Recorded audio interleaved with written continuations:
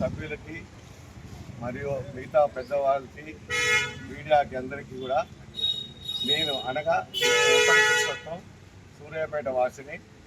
ఇప్పుడు ఈరోజు జరిగే పట్టణ సంఘ ఆర్యవైశ్య సంఘ ఎన్నికలలో నేను అధ్యక్షుడిగా పోటీ చేయడానికి నామినేషన్ వేయడానికి వచ్చాను. నామినేషన్ వేయడం కూడా జరిగింది.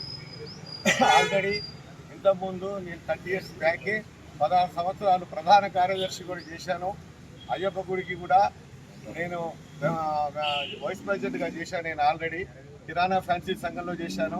మిగతా ఇప్పుడు సీనియర్ సిటిజన్ సేవా ఆశ్రయంలో స్టేట్ సెక్రటరీగా కూడా నేను ఇప్పుడు నా బాధ్యత నిర్వహిస్తున్నాను.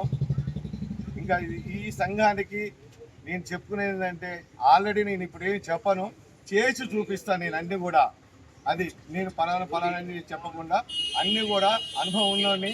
ప్రతి ఒక్కటి మన ఆర్యవైశ్యులు బీద వాళ్ళకి ఎవరికి కానీ ఏదైనా ఆపద వచ్చినా ఏదైనా కష్ట నష్టాలు వచ్చినా వాటికి పోటీగా నిలబడి నేను వాళ్ళకి సహాయం చేసేట్టుగా నేను వాగ్దానం చేస్తున్నాను.